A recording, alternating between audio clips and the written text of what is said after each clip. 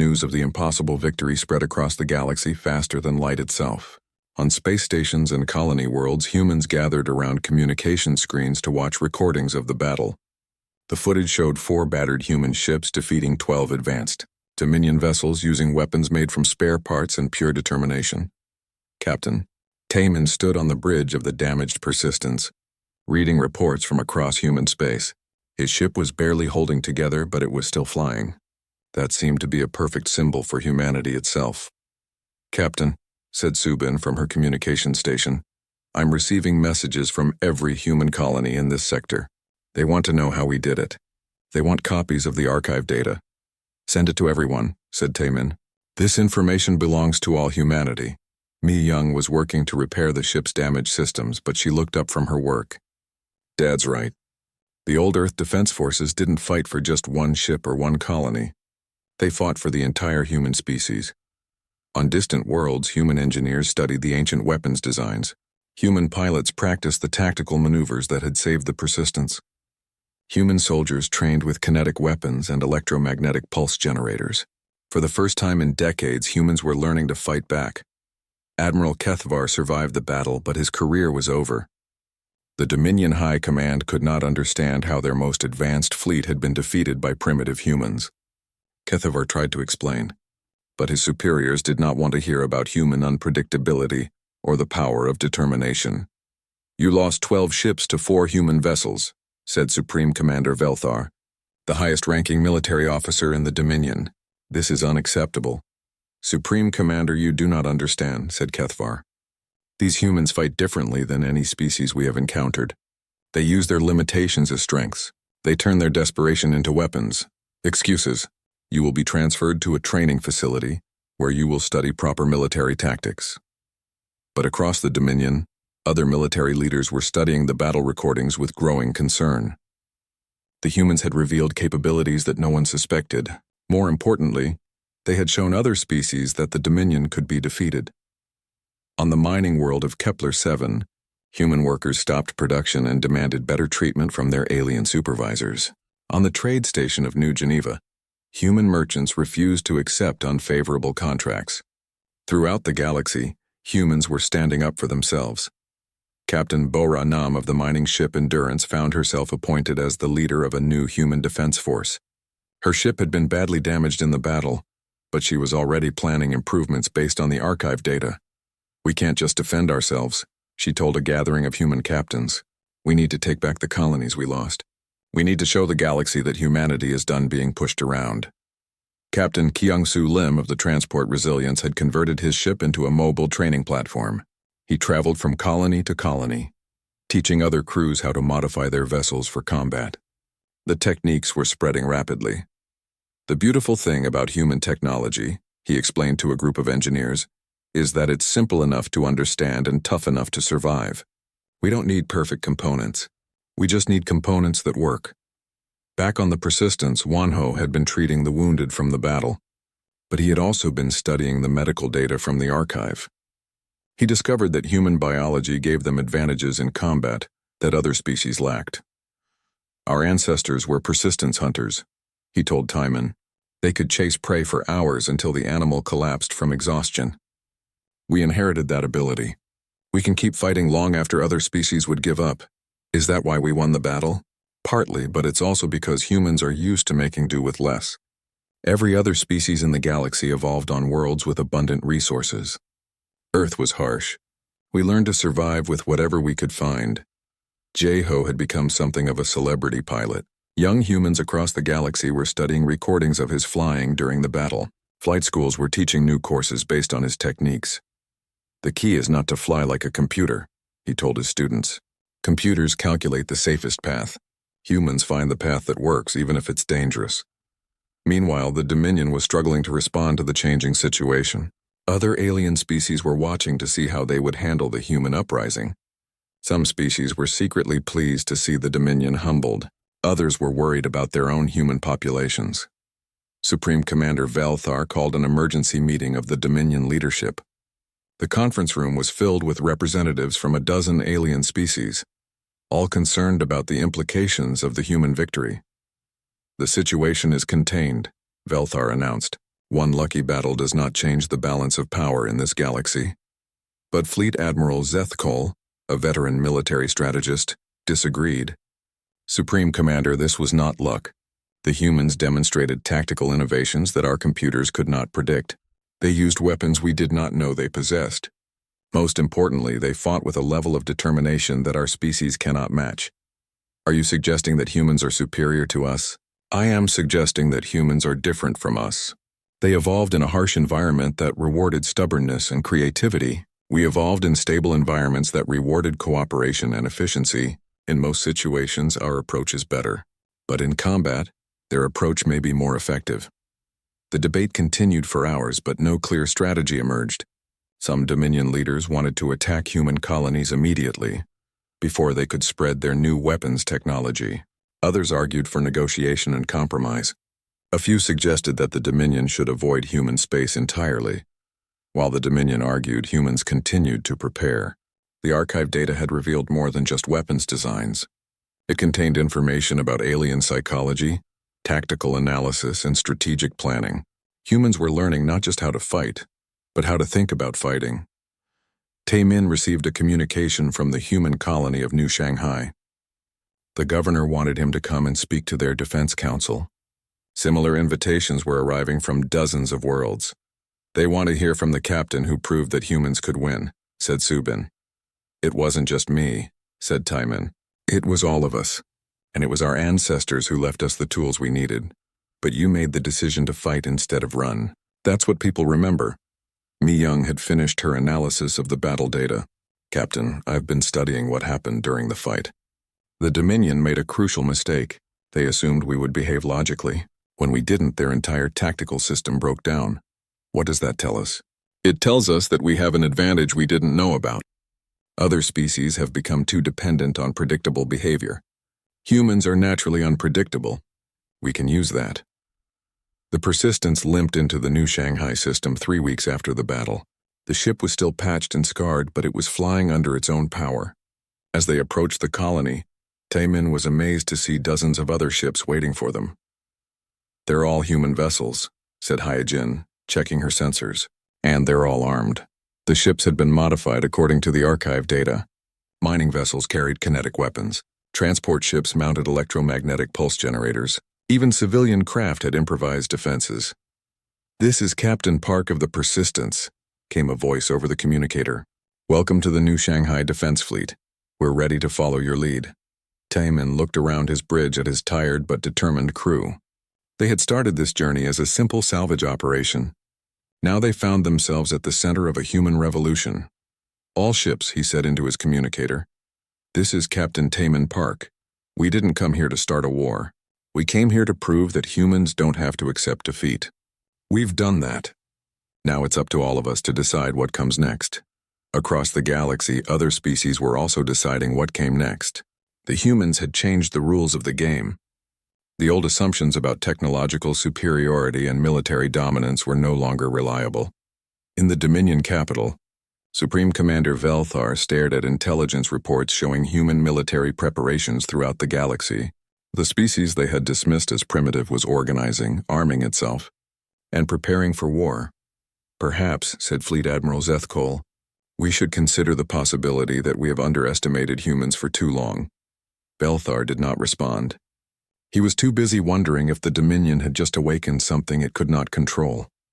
On the bridge of the Persistence, Taemin looked out at the stars and thought about the future. The battle had been won, but the war was just beginning. Humanity had found its strength, but now it would have to learn how to use that strength wisely. What do you think happens next, Dad? Asked Subin. I think the galaxy is about to learn why it's dangerous to corner a species that evolved on a world that tried to kill them every day, said Taemin. And I think we're about to show everyone what humans can do when we stop pretending to be weak. The stars ahead seemed brighter somehow, full of possibilities that had not existed before the battle. Humanity was no longer the galaxy's victim. The Dominion fleet emerged from hyperspace like 12 bright stars appearing in the darkness. Admiral Kethvar stood on his bridge, watching the tactical display with confidence. His ships formed a perfect attack formation, their energy shields glowing with power. Begin the attack, he ordered. Target the largest human vessel first. Disable their engines but preserve the ship.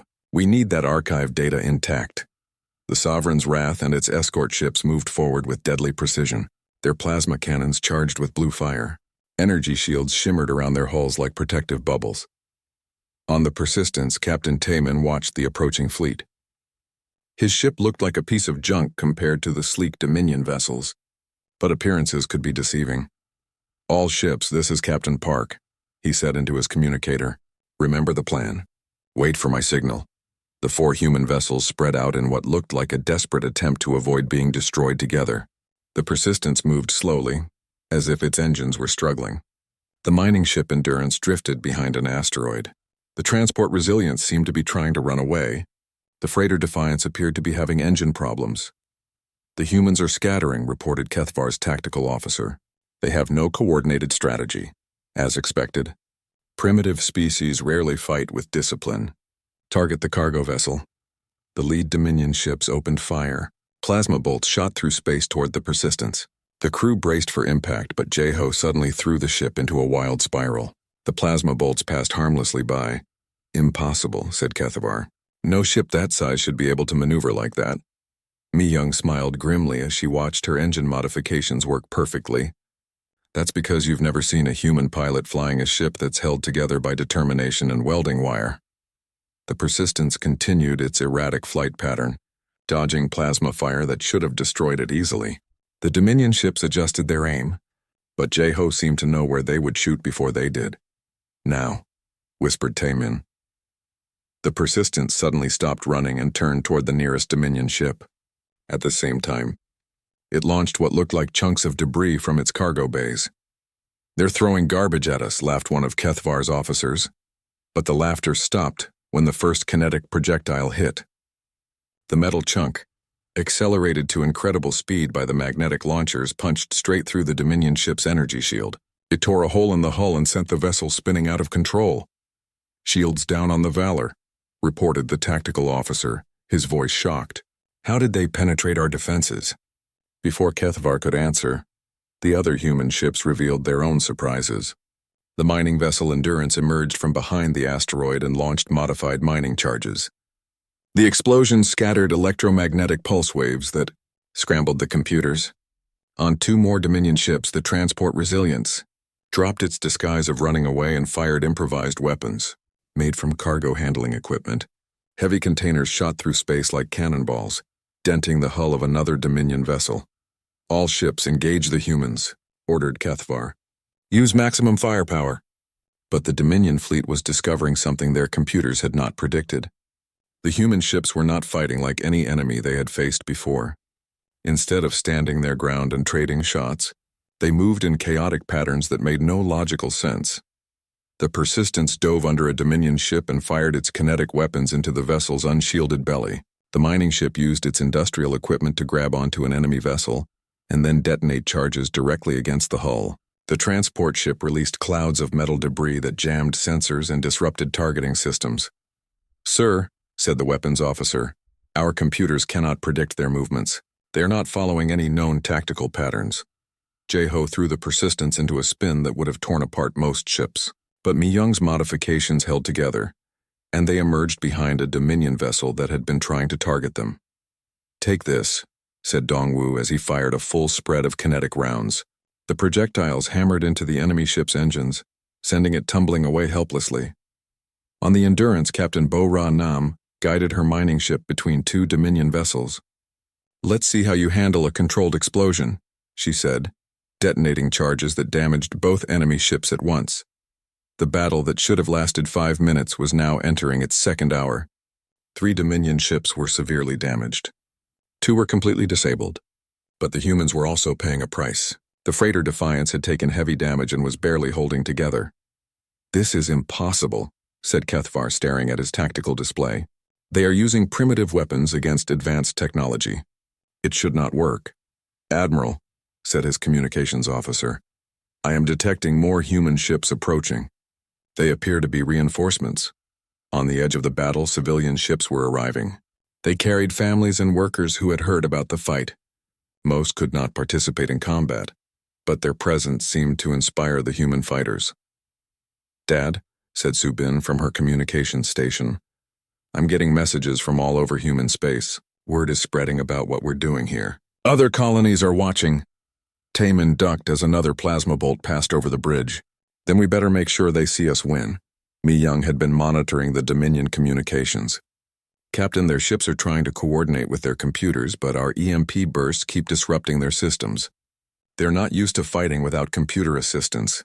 "That's the difference," said Wanho, helping to repair a damaged console. "We learned to work with broken equipment." They learned to depend on perfect technology. The Persistence lined up for another attack run. This time their target was Admiral Kethavar's flagship, the Sovereign's Wrath. It was the largest and most powerful ship in the Dominion fleet, but it was also the most dependent on its advanced systems. All human ships. "Concentrate fire on the flagship," ordered Taemin. "Use everything we have." The 4 surviving human vessels converged on the Sovereign's Wrath from different directions. Kinetic rounds, mining charges, improvised projectiles, and electromagnetic pulses all struck the massive ship at once. Kethavar felt his flagship shudder under the impact. "Shields are failing," reported his tactical officer. "Multiple hull breaches. Computer systems are experiencing widespread malfunctions. How is this possible? We have superior technology in every category." "Yes, sir, but they are not fighting with technology. They are fighting with—" The officer paused, struggling to find the right words. "They are fighting with something else." Through the bridge windows, Kethavar could see the human ships. They were battered and scarred, held together with patches and improvised repairs. They should have been destroyed hours ago, but they kept fighting, kept finding new ways to attack, kept refusing to surrender. "What are they?" he whispered. On the Persistence, Mi Young was working frantically to keep their weapons operational. The ship was taking heavy damage, but every system had multiple backups. When the primary weapons failed, they switched to secondary weapons. When those failed, they used emergency systems. When everything else failed, they improvised. "Humans," she said to herself as she rerouted power through a cable that was never meant to carry that much electricity. "We don't know when to quit." The battle reached its climax as the Sovereign's Wrath attempted to ram the Persistence. The massive Dominion ship, its computers failing and its weapons damaged, tried to use brute force to end the fight. But Jeho was ready. He had been studying the archive data on human pilots from the old wars. They had faced similar situations before. "Hold on," he said, and threw the Persistence into a maneuver that no sane pilot would ever attempt. The ship flipped end over end, passing underneath the Sovereign's Wrath with only meters to spare. As they passed, Dongwu fired every remaining kinetic round directly into the flagship's main reactor. The explosion lit up space like a small star. When the light faded, the Sovereign's Wrath was drifting powerless, its hull cracked and its systems dead. For a moment, space was quiet. Then Subin's voice broke the silence. "Dad, we did it. The Dominion fleet is retreating. The remaining ships are pulling back." Taemin could hardly believe it.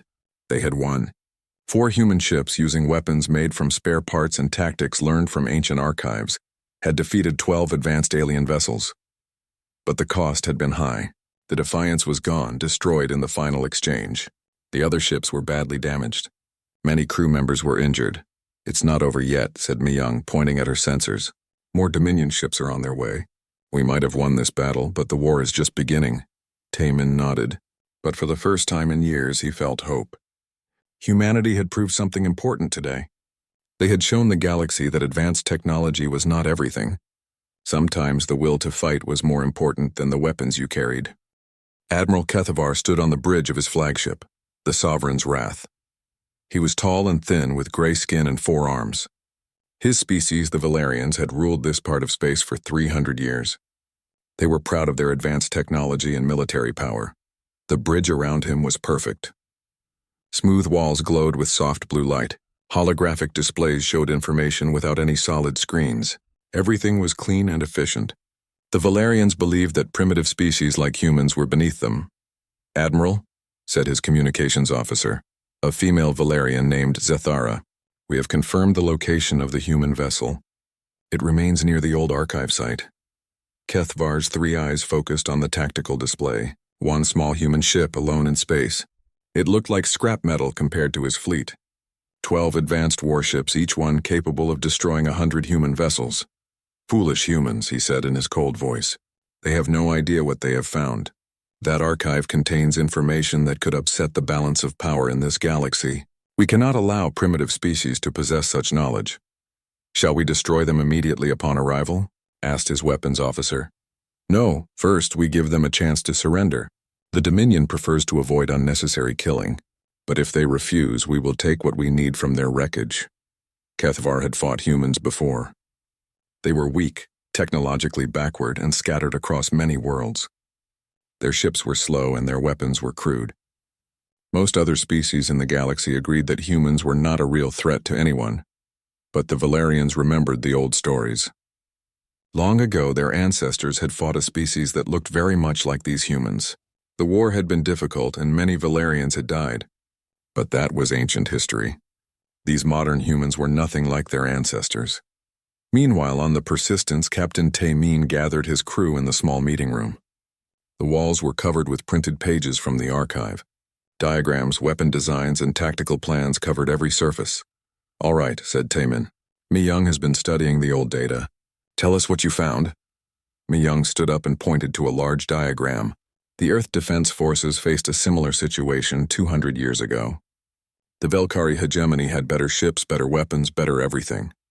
But humans won by using what they called asymmetric warfare. What does that mean? Asked Dongwu. It means fighting differently than your enemy expects. The aliens had energy shields that could stop any normal weapon. But human kinetic weapons worked differently. Solid metal moving really fast could punch right through their shields. Heejin looked confused. But we don't have kinetic weapons. Actually, we do, said Mi-Young with a smile. Every piece of metal on this ship can be a kinetic weapon if you accelerate it fast enough. And I found something else. The archive contains data on something called electromagnetic pulse warfare. Basically, human ships could create electrical bursts that would scramble alien computers. Our computers would get scrambled too, pointed out Dongwu. Not if we shield them properly, and not if we use manual controls as backup. The archive has plans for EMP-resistant systems that humans developed during the war. Taymeen studied the diagrams. How long would it take to modify our ship? Working around the clock? Maybe 36 hours. But Captain, even with these modifications, we're still just one ship against 12. The odds are impossible. Our ancestors faced impossible odds too, said Taymeen. But they had something their enemies didn't expect. They had the will to keep fighting when anyone sensible would give up. Subin Park, Taymeen's daughter, spoke up from the communication station. She was 28 years old, with her father's stubborn expression and her mother's quick mind. Dad, I've been monitoring human communications in this sector. There are other ships out there. Miners, traders, transport vessels. Maybe we can warn them about what's coming. Good idea. Send out a general broadcast. Tell them about the Dominion fleet and what we found in the archive. Some of them might want to help. But Captain, said Wan Ho-Yu, the ship's medic. He was a quiet man who usually stayed in the medical bay. These other ships are just civilians. They're not warships. Neither are we, said Taymeen. But sometimes civilians have to fight anyway. The crew went to work immediately. Mi-Young tore apart the ship's systems and began rebuilding them according to the ancient plans. Dongwu helped her install new electromagnetic generators in the weapon bays. Heejin programmed the navigation computer with new tactical patterns. Subin sent messages to every human ship in the sector. Most didn't respond.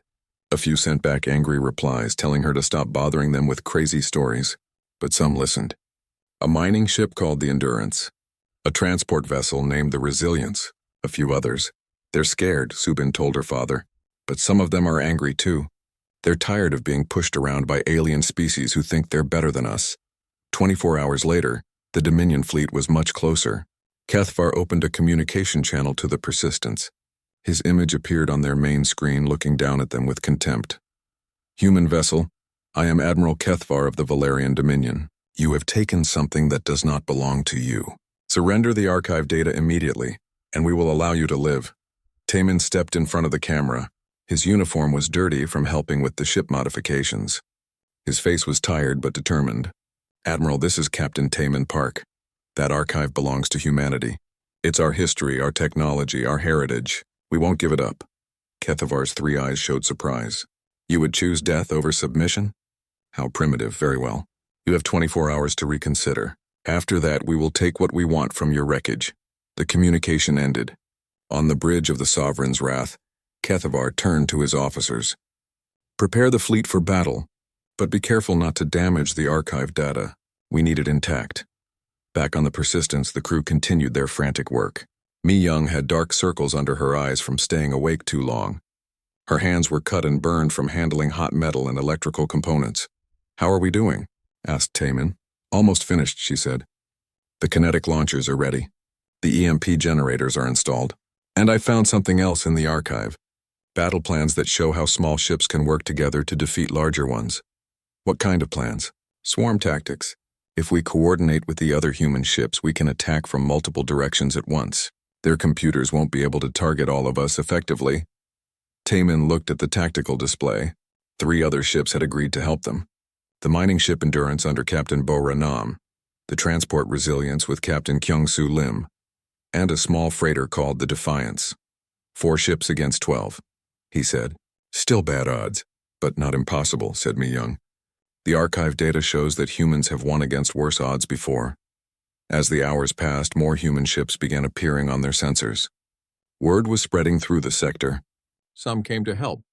Others came just to watch. A few brought weapons and supplies. Dad, said Subin, I'm getting messages from human colonies throughout this region. They're all watching what happens here. If we win, it could inspire others to stand up to alien domination. And if we lose, then at least we tried. Sometimes trying is enough, Taemin nodded. Outside the ship's windows, he could see the distant lights of the approaching Dominion fleet. In a few hours, they would find out if human determination was stronger than alien technology.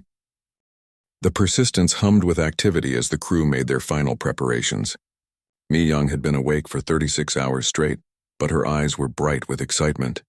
She had transformed their old cargo ship into something the galaxy had never seen before. The kinetic launch tubes are ready, she reported to Captain Taemin. I stripped metal plating from the cargo holds and cut it into projectiles. When we fire them through the magnetic accelerators, they'll be moving at 20,000 meters per second. Dongwu tested his weapons panel. The EMP generators are online. 1 pulse should scramble their computers for at least 30 seconds. That's not very long, said Hyojin. It doesn't need to be long, said Mi Young. 30 seconds is enough time to hit them with kinetic rounds before they can raise their shields again. Wonho had left his medical bay to help with the modifications. He was not a warrior, but he understood what was at stake. I've been reading the archive data about human biology. Did you know our ancestors could function under stress levels that would kill most alien species?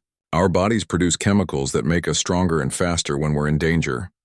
Adrenaline, said Subin. I can feel it already. Taemin walked through the ship, checking on his crew. The Persistence looked different now. Weapons stuck out from hull openings that used to hold cargo equipment. New armor plating covered the most important systems.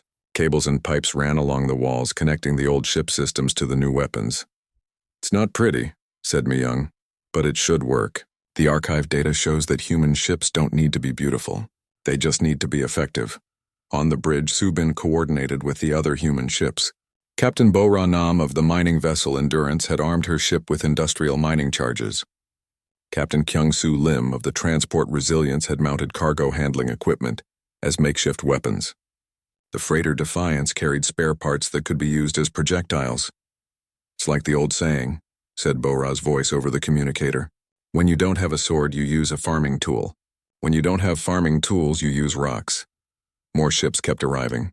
Not all of them could fight, but they brought supplies and spare parts. Some carried families who wanted to witness what might be humanity's last stand in this sector. The presence of civilians made Taemin nervous, but it also strengthened his resolve. Captain, said Hyojin, the Dominion fleet is 6 hours away. They're not hiding anymore. Sensors show 12 ships in attack formation. Taemin studied the tactical display. The Dominion ships were massive compared to the human vessels. Each one was 3 times the size of the Persistence. Their hulls gleamed with advanced armor. Energy weapons glowed along their sides. Mi Young, show me those battle plans again. She brought up the ancient tactical data on the main screen. The key is not to fight them directly. We use hit-and-run tactics. Strike fast, then move before they can respond. The archive shows that human ships are more maneuverable than alien vessels. Why is that? Because we're willing to take risks they won't take. Their computers calculate safe maneuvers. Human pilots make crazy maneuvers that no computer would ever recommend. Jae-ho Shin, their young pilot, grinned. He was only 22 years old, but he had been flying ships since he was 16. I can make this old ship dance, Captain.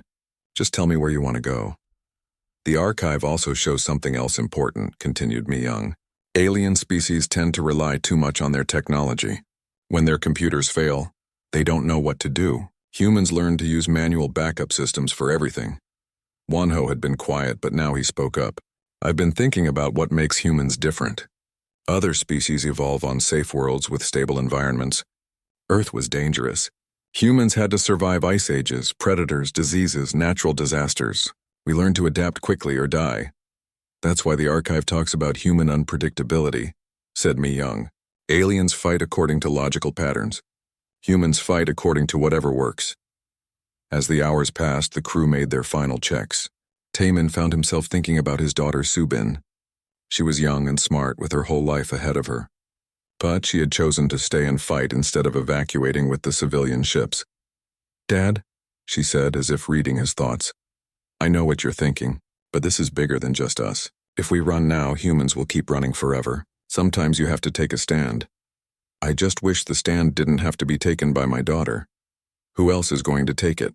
The politicians who signed treaties giving away our colonies? The corporate executives who trade with species that consider us inferior? No, Dad. It has to be people like us. Regular people who refuse to give up. 3 hours before the battle, Taemin called his crew together one last time. They stood in the cargo hold, surrounded by the weapons and equipment they had built from scraps and determination. I won't lie to you, he said. The odds are terrible. We're probably all going to die.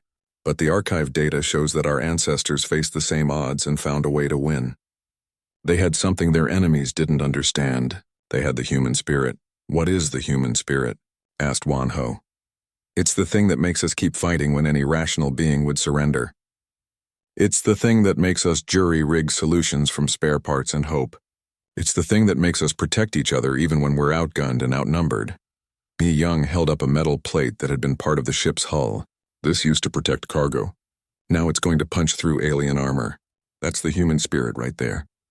We take whatever we have and make it into whatever we need. Dongwu checked his sidearm one more time. The archive says human soldiers never gave up, even when their situation looked hopeless. They found ways to keep fighting with broken equipment and empty ammunition. Because humans are too stubborn to know when they're beaten, said Jae-ho with a laugh.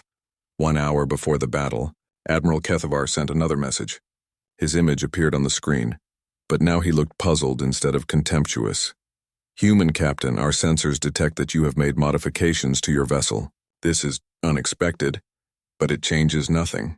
You still face 12 ships with weapons far superior to anything you possess. Taemin faced the camera with a calm expression.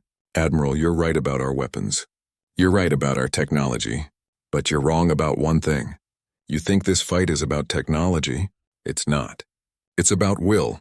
Will cannot stop plasma cannons, maybe not. But Will can find ways around plasma cannons. Will can turn cargo equipment into weapons. Will can make 4 ships fight like 40. Kethavar's 3 eyes showed confusion. You are being irrational. Surrender now, and some of you may survive. Admiral, let me ask you something.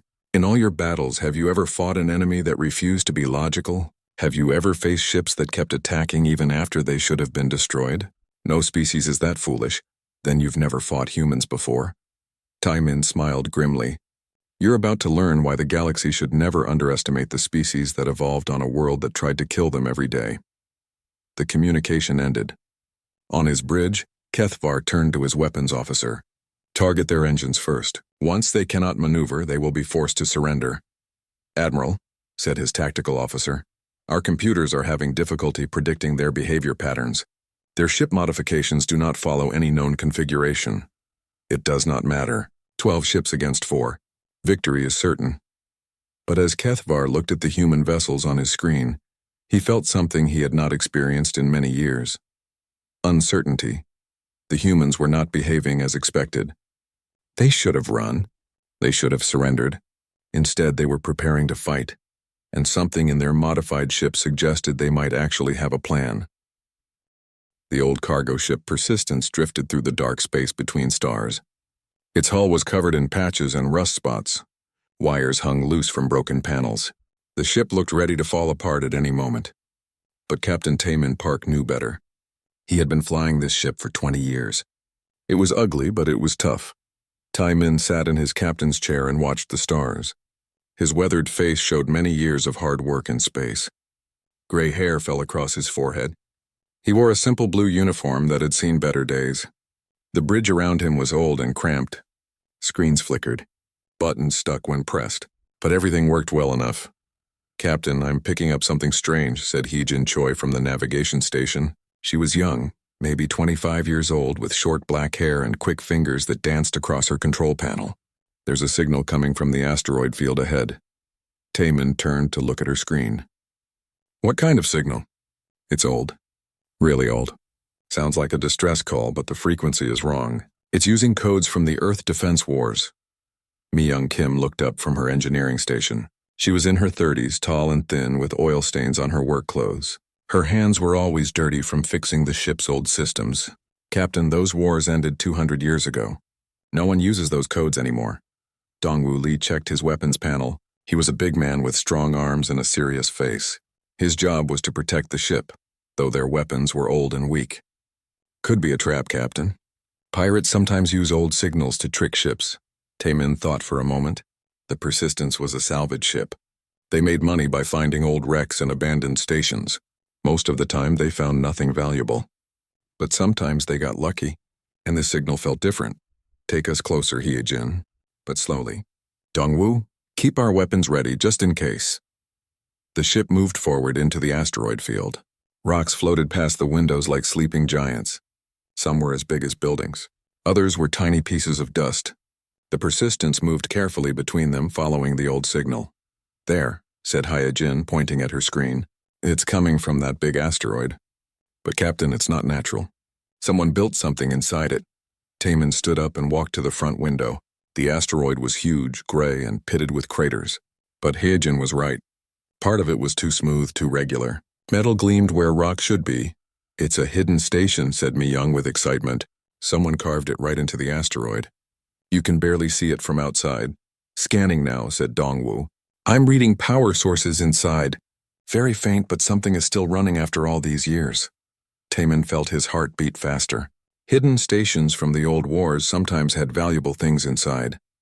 Technology, weapons, even historical records that collectors would pay good money for. But they could also be dangerous. "Any signs of life?" he asked. "No, Captain. Whatever's in there, it's been empty for a very long time." "All right, we're going aboard. Mi-young, grab your tools. Dongwoo, bring your sidearm. Hye-jin, keep the ship ready to run if we need to." They put on their spacesuits and crossed to the hidden station through an old airlock.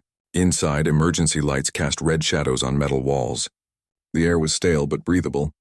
Their footsteps echoed in the empty corridors. "This place is ancient," said Mi-young, running her hand along the wall.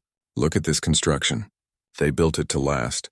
They found the main computer room deep inside the station. Banks of old machines lined the walls. Most were dark, but some still showed blinking lights. Mi-young connected her portable computer to the main system. "Incredible," she whispered as data flowed across her screen. "Captain, this isn't just any old station. It's a military archive. Top secret. They hid all kinds of research here during the Earth Defense Wars." Taemin looked over her shoulder. "What kind of research?" "Weapons technology, ship designs, battle tactics. Things the Earth military developed to fight alien invaders. But these aliens, I've never heard of them. The records call them the Velkari hegemony." Dongwoo frowned. "Never heard that name either." "What happened to them?" "According to this, humans won the war. But it was close. Really close. The aliens had better technology, but humans found ways to beat them anyway." Mi-young's fingers moved quickly across her keyboard. "Captain, some of this technology is amazing. They figured out how to punch through energy shields, how to jam advanced sensors, how to turn basic human tech into weapons that could hurt ships much more advanced than ours. Can you copy it?" "Already doing it." "But Captain, this is big. Really big. If this information got out, it could change everything. Humans have been getting pushed around by other species for decades. They all think we're primitive. But this proves our ancestors knew how to fight advanced aliens and win."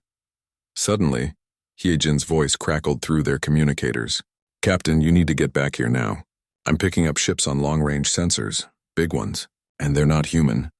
Taemin and his crew ran back to the Persistence. On the bridge, Hye-jin showed them her readings. 12 large ships were moving toward their position. Their design was sleek and advanced, nothing like human vessels. "They're still far away, but coming fast," said Hye-jin. "At their speed, they'll be here in 2 days." "Can you identify them?" asked Taemin. "Working on it. The computer is comparing their signatures to known species." A moment later, the screen showed a match. Valerian Dominion. They're a military alliance. Very powerful. Very aggressive. Mi-young looked at the data she had copied from the station. "Captain, this is strange. The Velkari hegemony from the old records. The Valerian Dominion now. The names are very similar. You think they're the same species? Maybe, or maybe related. Either way, they probably don't want us to have this information." Taemin stared at the approaching ships on the screen. The Persistence was just one old cargo vessel. Those 12 ships could destroy them easily, but something in the archived data made him think. His ancestors had faced impossible odds too, and they had found a way to win. "We're not running," he said quietly. His crew stared at him. "Captain," said Dongwu, "you heard me. We're not running." Mi-young, study that data, all of it. Find everything our ancestors learned about fighting advanced aliens. We've got 2 days to figure out how to use it. "Captain, that's crazy," said Hye-jin. "We can't fight 12 warships." Taemin smiled grimly. "Our ancestors thought the same thing, but they were wrong. And so are we."